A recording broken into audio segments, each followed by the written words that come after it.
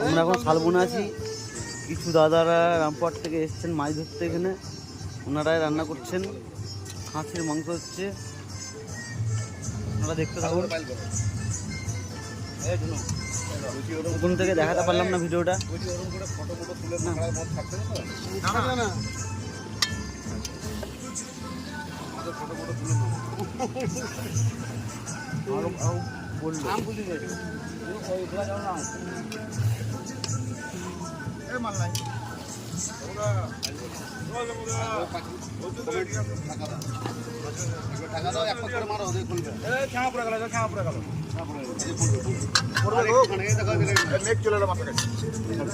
দিয়েছে